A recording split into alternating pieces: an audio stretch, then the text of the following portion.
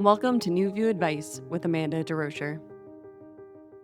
Hey, beautiful soul. Welcome to New View Advice. My name is Amanda DeRocher, and if you're new here, this is a healing-centered advice podcast where I offer guidance for the healing journey. I don't believe I have all the answers you seek. I believe you have all the answers. You just may need a new view and a little help along the way. This week, I am answering a question about how do we start over again?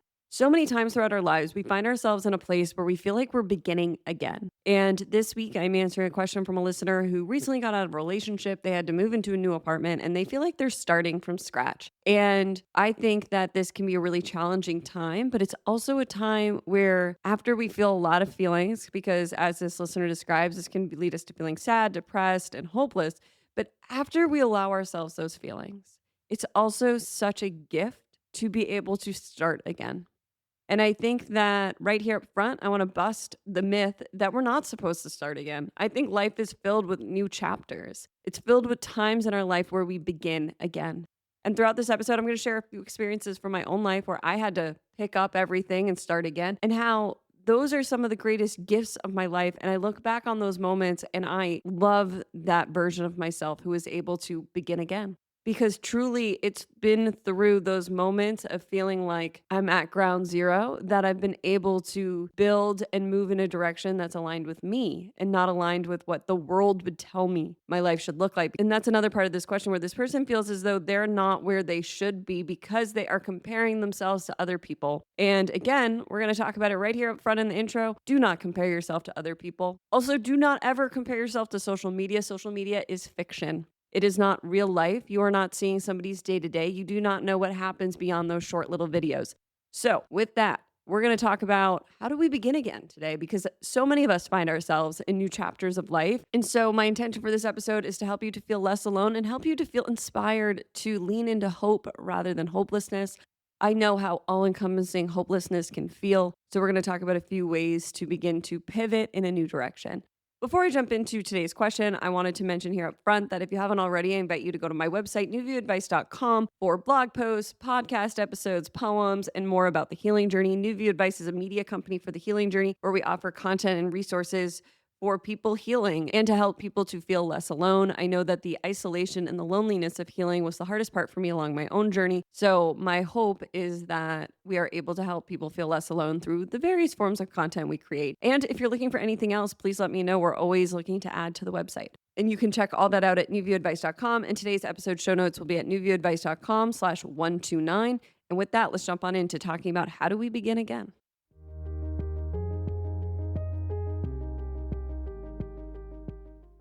Amanda, thank you so much for your podcast. It's been such a comfort during a rough time in my life. I'm writing in because I recently left a relationship that needed to end. I moved out and I started over in a new place, a new apartment with new roommates, which I haven't had in years. In the process of this breakup, I lost most of my friends. I know I made the right call, but lately I've been feeling really low. Not because I miss him, I don't, but because I miss the life I had. My friends are getting married, one of my sisters is having a baby, and I'm starting over from square one. How is this fair? I feel stuck in a feeling of depression and sadness, and I guess I thought I'd be doing better by now. I really believed this choice would put me on a better path. I know that he wasn't the person for me, but instead I feel like I'm behind. Everyone else seems to be moving forward, and I seem to have taken 10 steps backwards. Did I make a mistake? Should I get back with my ex? Will things ever change? Why does it all feel so hard? Do you have any advice? I'm feeling hopeless. Thank you so much for this question. I am very grateful for this question because I think so many people can relate to this feeling of starting over in different areas of their life. You know, I think that the idea that we are only ever moving, quote unquote, forward in our life in the way that we think we should is a myth. I do think we're always moving forward. It just might not be to the quote unquote destination we thought we were going to, if that makes sense. So for you, I do actually think you're moving forward, right? You left a relationship that you said multiple times in your question was not right for you. So no, I do not think you should get back with your ex because multiple times you stated that it was the right decision for you. And with that, sometimes the right decision isn't the easiest decision. That's actually very often the case. The easiest decision sometimes is the one that keeps us stuck. I think you are moving forward in your life. I just don't think it looks like where you thought you would be or where society says you should be, right? You mentioned your sister's having a baby. You mentioned friends getting married. It sounds to me like you are comparing yourself to different lives than yours. Your path is uniquely yours, and I truly believe you are exactly where you're supposed to be. It may not be easy. It may not be pretty right now, but it doesn't mean that it's wrong. I too have had many moments where I have to start over. I have smaller moments and I have big moments.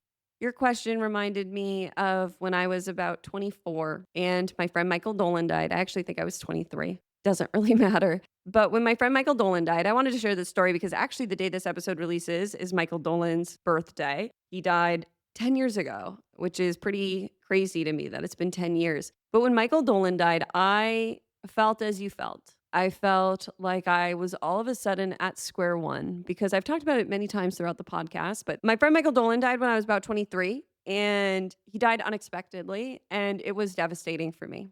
Not only did I lose a very close friend, I lost a lot of other friends in the process for different reasons, but I also began to see that I too felt like I was at square one because suddenly I realized the life I was living was not mine. It was like the lights got turned on and I was like, who am I? How did I get here? I don't want any of this. I was living in a city I didn't love. I was in a job I did not like. I was just following, to me, society's roadmap. I went to college, I got a job, I planned to get married and then have a kid. I was like, what else is there? And then my friend Dolan died and I realized life was short. And I was devastated. I felt so hopeless because I felt like a victim. I'll be honest, in the moment I felt like a victim, like I am in this life I hate. And that's when I began therapy for the first time, actually second, but we're not going to talk about when I went to therapy in my teens and I had a very toxic therapist. Moving forward. Anyways, I went to therapy and I began to see how I ended up where I was by following not myself, but other people. It was through a lot of hard actions, a lot of hard steps, a lot of months. And I think it took 2 years that I decided to move to Los Angeles to be an actress.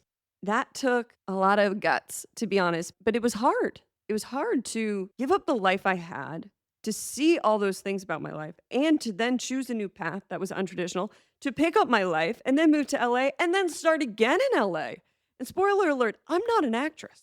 So I can tell you right now that not only did LA lead me to a new place, it led me to another square one where I was like, I don't think I want to be an actress. I don't want to just stand here and read one line all day and be typecast as a funny girl because I was told multiple times I wasn't hot enough to be anything other than a funny girl. God, you got to love LA. Anyway, I realized I didn't want to do that. I didn't want that to be my life. It didn't feel creative enough for me and my creative juices weren't being filled. So then I decided to be a screenwriter. I went back to school. I went to UCLA and I did a year-long program. It was a professional program, not like a bachelor's degree or anything. But I did a program in screenwriting. And I was like, I'm going to be a screenwriter. I'm going to do it. And then COVID hit and I realized I wasn't going to be a screenwriter. And then I had to move from LA for different reasons. And then I went sober during that time. And that was also square one, where I was 29, going sober with no job, no home, no prospects of a future. And I had to pick myself up. And from that place, I actually started New View Advice because I had been on my healing journey and I felt passionate about helping people. And then through starting New View Advice, I've also had many a rock bottom and many a square one. But I share that with you because I look back and I am grateful for every freaking square one. And I was talking about it actually in therapy recently that I hate being at square one. But I don't regret any time that I was at square one and I chose a new direction. No, none of those paths are where I ended up, and I'm currently not where I'll end up. I hope I'm never where I end up until I die. Because life isn't supposed to be about hitting milestones that other people set for you. It's about figuring out your path. And I am so happy you left the relationship that wasn't good for you. That took fucking guts. You are brave and you are courageous and you did something that other people wouldn't do. Other people would stay in the relationship that they were unhappy with and they would find ways to numb. And then it would be a year, 2 years, or 3 years later that then maybe they would leave. But you knew it wasn't right for you and you chose to leave, even though, like you said, your life isn't where you want it to be. Do you know what happens when our life isn't where we want it to be? It means we have a roadmap to where we can go. It means that you know what you want. And maybe you don't right now. Maybe you don't know what you want. But I think that you likely do have ideas of what you want because you knew that relationship wasn't for you. And it sounds like you may be a little lonely because you lost your friends and you have other friends that are going in different directions in your life. And I'm not sure how old you are. This sounds like somebody in their 20s, so I'm sorry if I'm judging you. But the 20s is a transitional time where people are landing in new places and changing. where friendships come and go, where relationships change, where we meet new people, and where those relationships from our childhood end. It's a very transitionary age. And so, if that is where you are, where somebody listening to this question is, do not judge yourself for being in a transitional phase. That is what the 20s are for. That's the gift of the 20s. I wish I had enjoyed the transitions and the changes and the ebbs and flows of my 20s more. Because, God, do I wish that I could just go back and understand that I wasn't supposed to just be moving on a line forward. I was supposed to be trying new things. I was supposed to be exactly where I was. And were my 20s easy? Hell no. God, did I have a hard fucking time. It was hard. My 20s were freaking hard. But I'm so grateful for all the hard work I did then because it's given me a solid foundation for now. And I still go through hard moments all the time. That's my life. I think that's most people's lives. I think if you're doing the work and you're growing and changing and you're creating in this world, yeah, you're going to hit challenges. But part of life is learning how to pick ourselves back up again. And sometimes we have to set groundwork for that. And sometimes that includes doing some inner work. So if you're listening to this podcast, maybe through this breakup, you've realized you have to do a little work on yourself before your next relationship. Maybe you lost yourself in that relationship. I know that happens for a lot of people. And when they come out of that relationship, they're like, who am I? I lost myself. This is a time where you get to find yourself. You get to figure out what you want, who you want to be. And then you get to try new things and not judge yourself for it. Because it sounds to me like your judgments are one, comparing yourself to others, which again, you are uniquely you. Do not compare yourself to others. And definitely don't compare yourself to people on social media because that's fiction. You do not know what's happening behind a social media account. Plenty of people who are depressed and unhappy have a beautiful account that makes it look like they're living a fantastic life. Also, a lot of people in a lot of debt have beautiful accounts. So I just share that because I want you to stop being so hard on yourself. There's nothing wrong with where you are. There is nothing wrong with a square one. I view it as your life is a story. And when we have square one, it's usually the beginning of a new chapter or the beginning of a new book even. Those moments are actually the moments that we look back on and we're so glad they happened. But when we live through them, they can feel so hard. It's true. I know every square one I've ever been through, as I lived through it, is very hard. But I look back and I'm like, yes, go, Amanda, go. You know, like we look back and we cheer ourselves on for doing the hard things. But we got to be present also for the hard things. And so for you, one, please stop judging yourself. There's nothing wrong with where you are. And again, I am so happy you left a relationship that was not good for you. I don't know why some people find the love of their life in high school and others go through relationship after relationship after relationship and find the love of their life in their 40s. I don't know why that is. But I do know that there's nothing wrong with either. And both paths offer different journeys and different lessons, different adventures. There's no reason to judge one another. There's no reason to judge yourself. That's not helping. And so you've mentioned feeling sad and hopeless. So what can we do to bring some hope back into your life? I want you to begin shifting your perspective and remembering that you are the creator of your life and you are more powerful than you are letting yourself believe you are right now. You chose to leave a relationship that wasn't good for you. Again, I'm so proud of you for doing that. You left that relationship. And now it is your responsibility to pivot, to try something new. I think that when we feel stuck, sad, and hopeless, the best piece of advice I can offer you is do something new, try something different.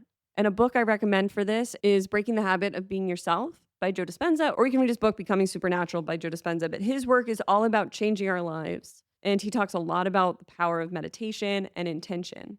And in the book, Breaking the Habit of Being Yourself, he talks about how we can even change our lives by just taking a different drive to work. So many times we live our life on autopilot and we do the same thing every day. And he talks about what if you just brush your teeth differently, right? What if you brush them in a different room of your house? Or what if you drink coffee from a different coffee mug? Or what if you take a different drive to work? But to become somebody new, we need to be somebody new. We have to act differently. And we are such habitual creatures as humans. And I think that's because of safety. We feel safe when we are the same and when we know routine, but we can be unhappy being the same. You mentioned feeling sad and hopeless and depressed. And to me, that is a sign that there's got to be some shifts in your life. And so I invite you to try new things. And that could be as small as taking a different drive to work, or it could be as big as moving somewhere new, trying a new job. But begin to ask yourself, what do you want? And journal about it. So, some journal prompts I recommend is to really become intentional about what you desire. First, before you even focus on a what you desire, I would focus on how you want to feel. How do you want to feel 12 months from now? Do you want to feel joyful? Do you want to feel free? Do you want to feel happy? Start with figuring out how you want to feel. And then begin to ask yourself, what do you believe would help you to feel that way? And I invite you to free write as you journal and to allow yourself maybe to surprise yourself about what could bring you those feelings of freedom. Because maybe instead of feeling free by moving to a new city, maybe freedom would be letting go of your mother wound, no longer feeling trapped by comparing yourself to others. Maybe it's letting go of that trauma you've been avoiding. Because what I find is sometimes the answer to our questions isn't what we think it should be. In my life, something I'm always coming back to is desiring to feel free. And I feel freest when I am in a ever flowing place of creativity. I love being creative. It's my favorite thing.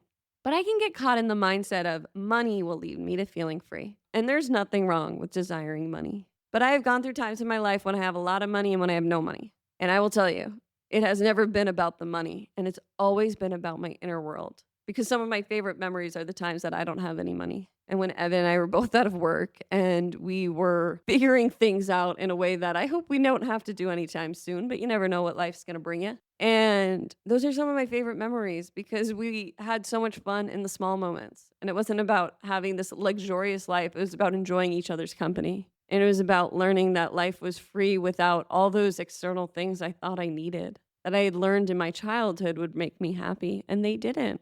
In my childhood, I probably grew up with everything I could ever want and more. I still wasn't happy. And so I share that with you because as you explore what you desire and where you want to be 12 months, 5 years, 10 years from now, you pick the timeline. But do with the timeline, I invite you to do at least 3 months from now. Don't put so much pressure on yourself that you have to change in a week, in a month.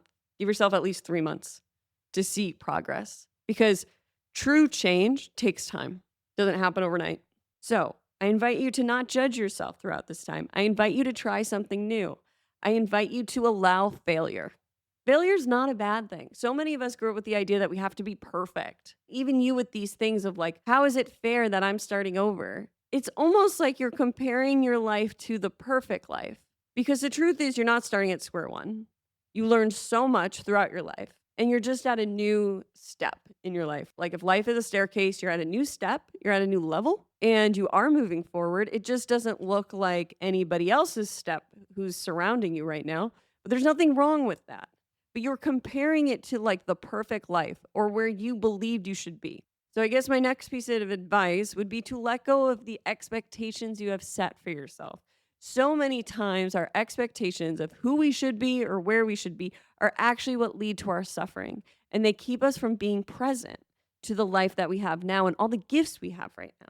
Because I believe that you leaving this relationship and you starting over, you've given yourself new freedoms. So many times we're in a relationship that doesn't work for us, it feels suffocating. We feel burdened. We feel angry. We feel resentful. So though you have difficult feelings now, my guess is that you are idolizing this relationship in a way by being like, I miss my old life.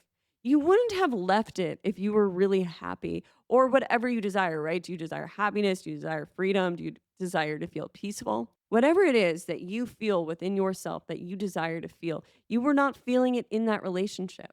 You left it for a reason. Honor that. And so if you're having trouble starting new, which you will start new, by the way, you will.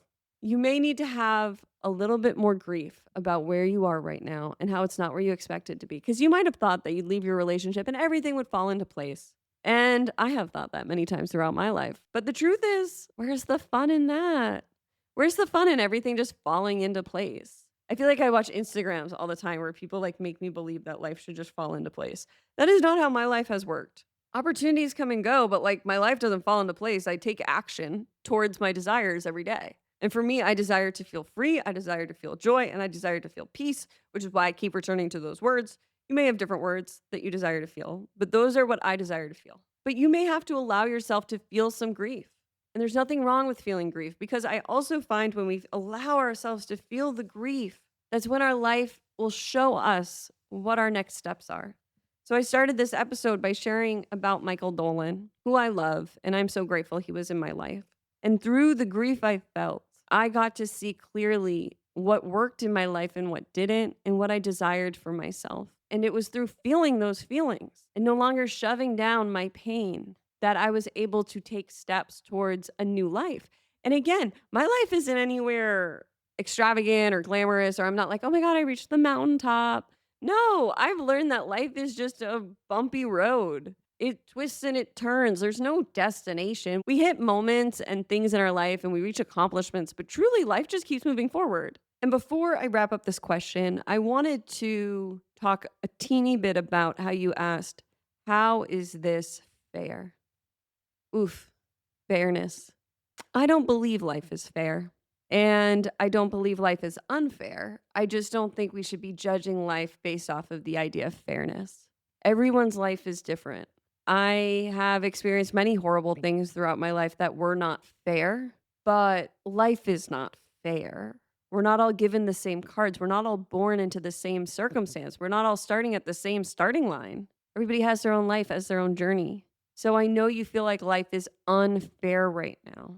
But if you can shift your point of view and realize that your life isn't unfair, it's just where you are. That will help you, I believe, to get out of that hopeless place. Because when I get stuck in victim mentality, because that is what it is to think life is unfair, life is happening to me, we can get stuck in a feeling of depression, a feeling of helplessness, and feeling powerless. There's nothing wrong with living there. You're welcome to live there. But if you're listening to this podcast and asking this question, my guess is you don't want to live there. And I find I can fall there. I'm not going to go into all my trauma today, but if you listen to this podcast, you know, girl's been through some stuff. And through those experiences, it's always through understanding that life is happening for me, not to me, that I'm able to pivot and to empower myself. And with that talk of victimhood, I want to say there are moments in our life when we are victims. But it doesn't mean we are a victim right now.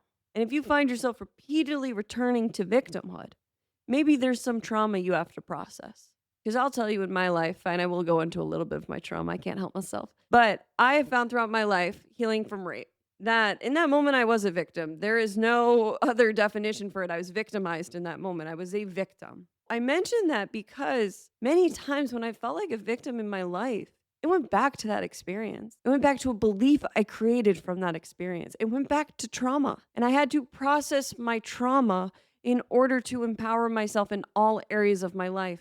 Trauma and childhood wounding can impact our life in so many ways. I see it played out every day.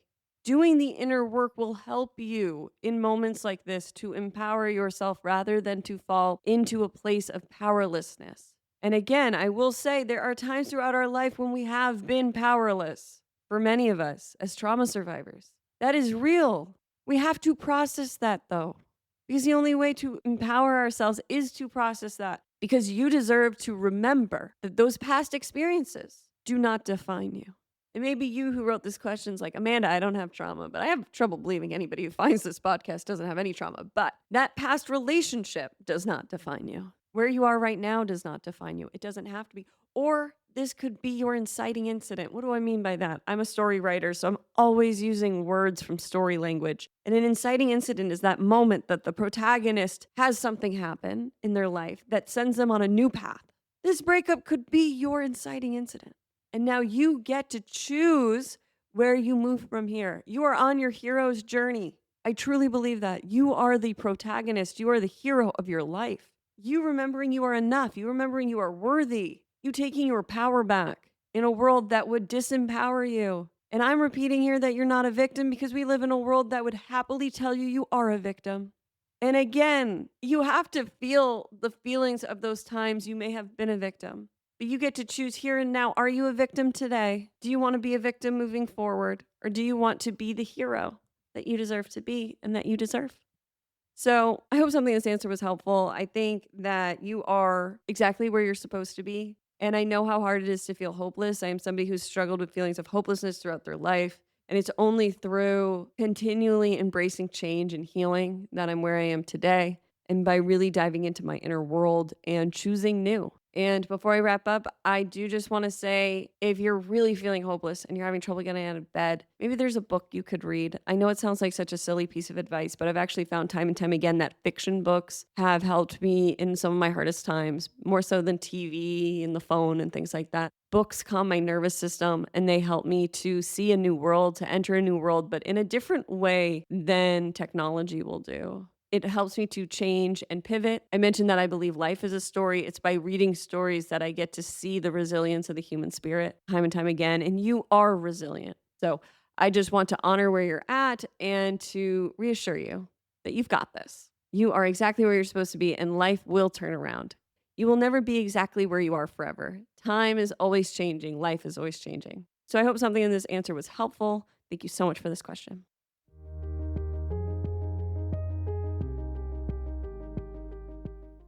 Thank you so much for tuning into another episode of New View Advice, for having this conversation about beginning again. I am so grateful for the conversations we have each week. And if you have any questions, please write into the podcast. You can write in at newviewadvice.com/question, or you can reach out via email at contact@newviewadvice.com. Thanks again for joining me. I hope I was able to offer you a new view. Sending you all my love. See you next time.